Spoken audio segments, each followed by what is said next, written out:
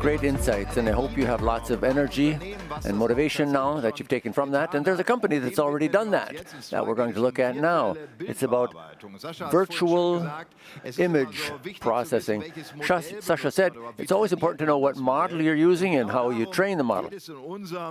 And that's what our last presentation here is about. How can you train artificial intelligence if you don't even have enough image material? And Maximilian Grau is going to tell us about that. Max is here, I hope? Yes, great. From a company called Medabsy. He's CEO, and he's going to tell us about how his innovation works.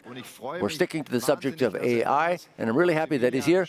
Maximilian, nice to have you here. The floor is yours. Right over to you with all your energy. Over to you. Thank you.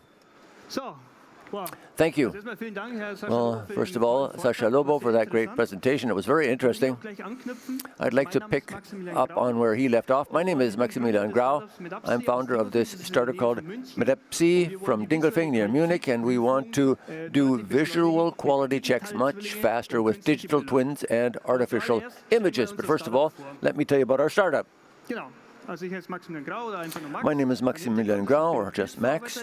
I'm an image processor, and I worked in image processing. I did a number of projects in the past. I did sales and information. Then we have Dr. Petra Gospodnetic. She works at the Fraunhofer Institute in Kaiserslautern.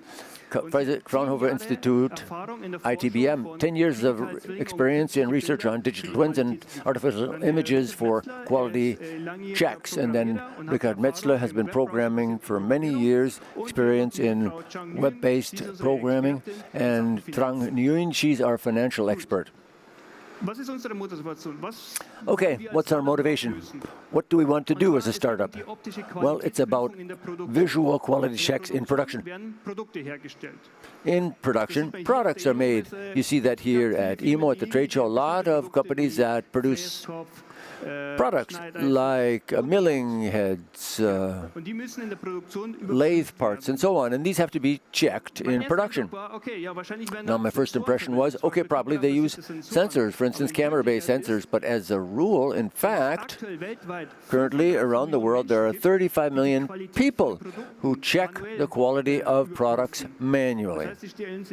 In other words, they go over there, they pick up a product, and they check visually to see whether the product can be sold or not. On the one hand, it's good because it creates lots of jobs, but the problem is, what if that person makes a mistake and says, okay, that product is fine even though it's not?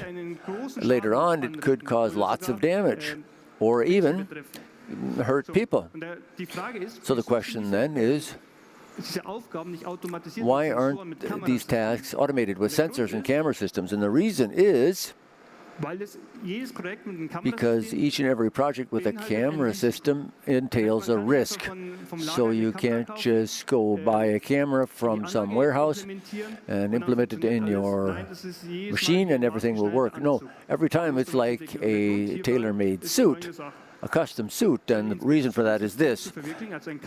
Doing an inspection system with cameras is really difficult. First of all, you've got to find out what camera you need.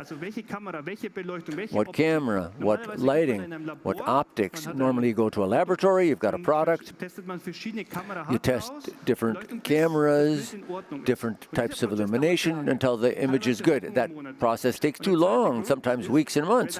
The second reason is that if you use AI for analysis software in the camera, Sascha Lobo talked about it, there's not enough training data there. AI doesn't know what a good product and a bad product are.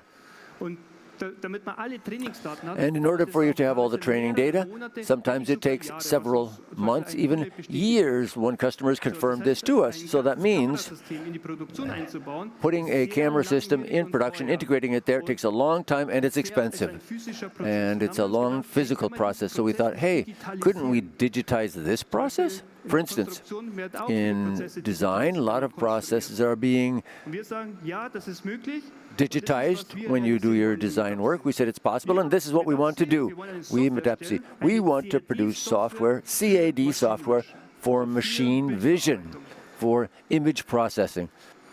And this is what it looks like. There's our product. First of all, we've got a web browser-based software that you can use at our website. When you've logged in, you see a 3D simulator. Here you just have to upload a 3D model of the product you want to check. And then we've got a database with different material and defects you can allocate to the product, to the CAD model. And then you have a database with all sorts of different cameras and illumination and lenses you have in the market. You can select a certain set, add it, and that's what you see there. And then with one click, you get a realistic artificial image. And this you can get in just a couple minutes instead of weeks and months. Let's have a look here. The video is working. With music. Here you see a process and how it's done. Here they've uploaded a 3D model, material has been allocated to it or assigned to it, and then you can select different cameras, different lenses, illumination. And here's a different project. There's a plug there, the camera is there, the lighting is there. You try to change the position of the pins, and then with one click at the top right, you have a realistic artificial image. And we can generate different variations of that. You'll see it in a minute.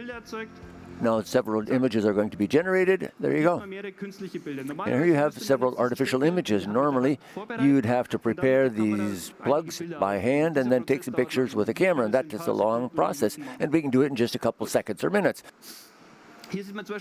Okay, here you have a real project that we did with a company called B&R. Here's a real system on the left-hand side, and we generated a digital twilling. This is a real system. At the bottom, you see a box with the modules, and up at the top, you see a camera with lighting that looks down. And then you have a real system with real parameters that we use to generate an artificial image and compare it to the real image. And you see that it's very similar. So the concept actually works, and the advantage of the digital twins is that you can be much faster and quicker in finding the best strategy for that quality check. And in addition to that, you can do edge case scenarios that happen very rarely, certain products that have certain defects. Well, normally you would require several months to get all of these and get the pictures, and here you can generate them artificially quickly. And the most important thing is if you can convince your customers, you can say to your customer, take this camera, take this lighting system, then with the help of simulation we can convince them much better. And the advantage of this overall concept is you save a lot of time, on the average 40% per project with a camera system. So that means the first problem is solved, the selection of the right camera system. Now, you can reduce the amount of time there by 40%. The second problem, the data gap, well, that can also be solved. You see that here. Because you can generate not just one image, we can generate several images with variations. For instance, different materials can be used per image, different defects can be added, and they don't normally have op, and those are the edge case scenarios. Or you can quite simply do different illumination scenarios. And with this number of variations, well, you can just do it again and again until you can generate hundreds of thousands of images, and just in hours. Normally that would take several weeks or even months. And the advantage of generating artificial images via data is that later on, AI, when it's trained with the artificial data, can make much better or more precise decisions because the labels are much more precise. And also, AI can discover the edge case scenarios that are very rare, where you normally don't have images. AI doesn't know what it has to do there. With our artificial images, these variations too can be covered. Okay. And here the advantage is that you can save 94% of the time, because with an AI project, what takes the most time is not training AI, it's gathering the right data sets. Now the question here is, with this concept, is how realistic are we here? Because the more realistic our artificial images are, the better AI will work. And you can figure it out for yourself. At the top you see real images that were taken with a real system. You have an electric engine, for instance, there, or a clutch, gear, and so on. And at the bottom, we use the same parameters to generate an artificial image. And as you can see, they look almost identical, almost interchangeable. Now, in order to generate these images, we cooperate with the Fraunhofer Institute, ITEWM, which has done research on mathematical models that we use on our platform. So this is getting more and more interesting because you'll have more and more pictures that you can see here. For instance, this one. Here you have objects which were milled or were generated with sandblasting.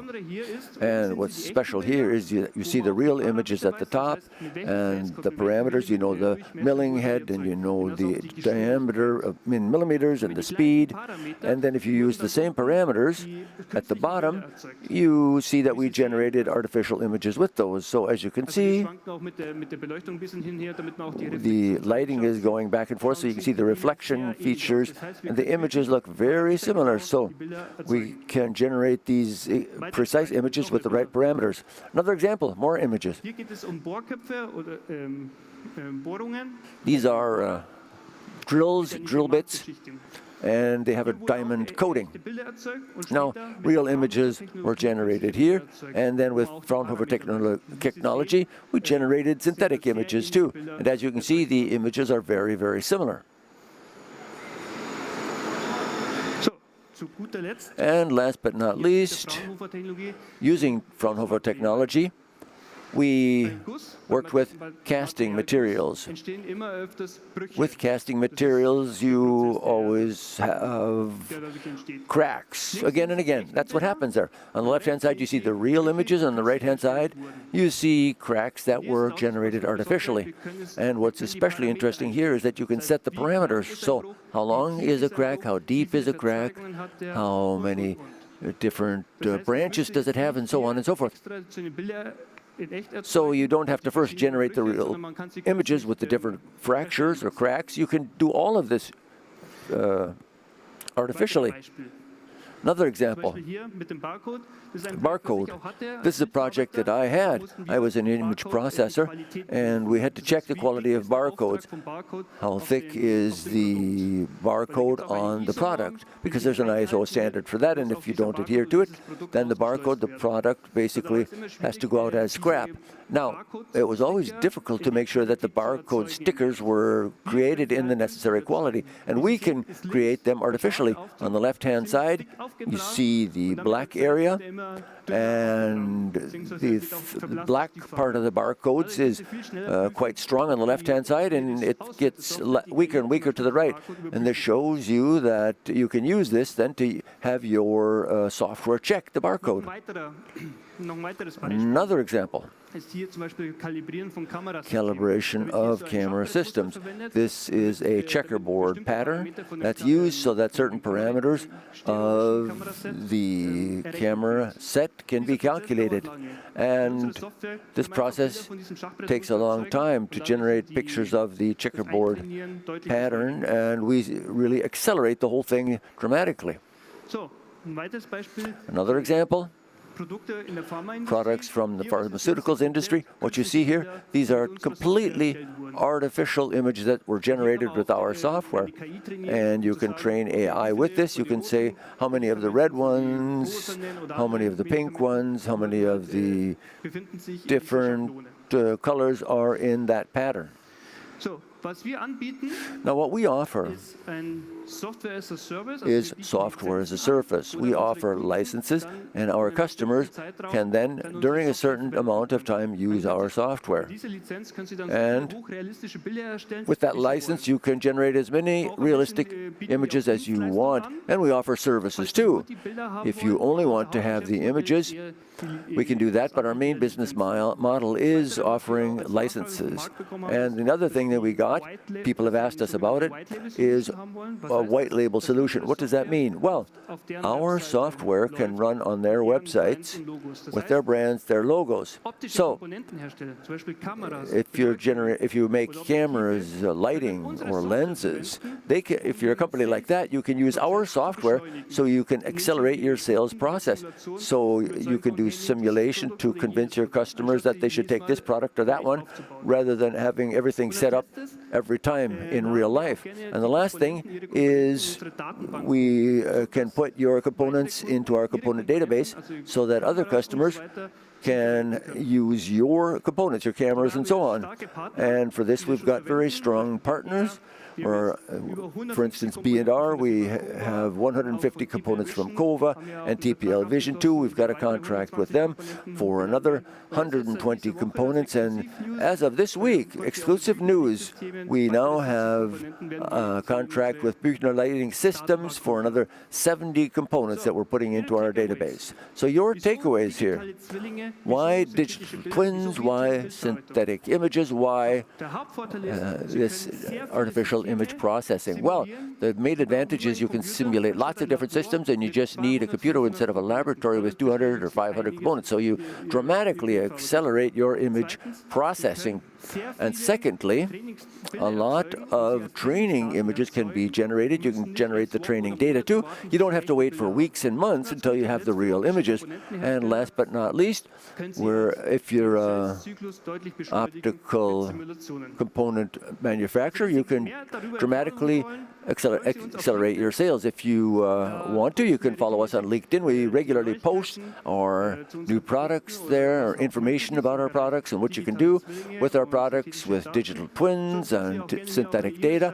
And if you want, you can write me an email too, and I could send you more information about how you could accelerate your image processing project before you even have the hardware and data. Thank you. That was great, Maxi. I'm going to go past you over here. Sensational. Great. Now, you have customers that you talk to from the field of image processing. What are the typical customers you normally work with? Well, we have two groups of customers. Yes, so two groups of customers. First of all, big machine manufacturers that have their own image processing departments. As you said, image processors, that's one group of customers because they can make their process much more efficient. And the second group of customers, these are salespeople, people who sell the camera systems, because they say, well, normally you have to do a lot of consulting and provide lots of advice for this type of job, and you have to set up things in real life, and you can say, with our solution, you just need a computer, you can simulate it, and you can really accelerate your sales cycle. Okay, you're here at EMO now, and I'm sure you've already conducted a lot of discussions. What's the quintessence of those discussions? What are the opportunities people see, and what can be easily explained? I'd be interested in that, because we're talking about AI up here on stage all the time, how it can be used, but now there are companies that talk to you and they want to know how it all works. So is this something that's easy to convey? Do they understand the advantage? On the one hand, yes, I show the pictures and the simulation.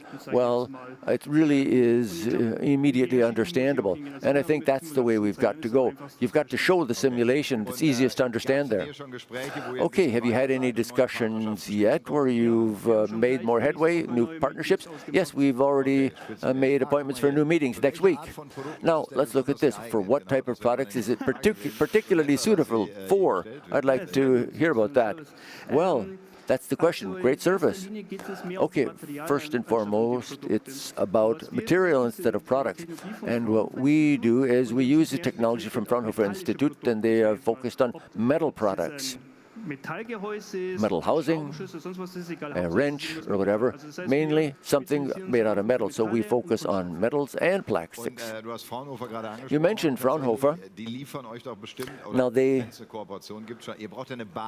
cooperate with you, and you need a basis to start with. Do you get a lot out of that cooperation with Fraunhofer? Do they deliver lots of stuff? Yes, we're right now in the process of getting exclusive licenses so that only we can use the technology technology, and we've participated in an accelerator program from Fraunhofer Institute and the other companies there too, so that the technology that they did research on can go into companies, so it gets right into industry. They want that to be done.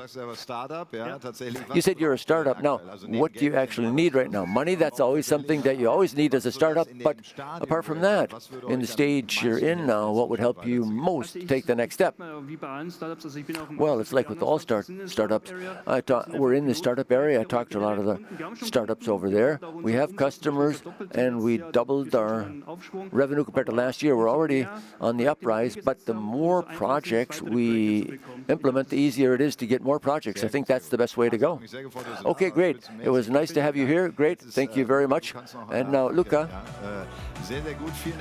Thank you. Thank you for that great presentation. All the best. Much success over in the startup area. There's a few more hours over there.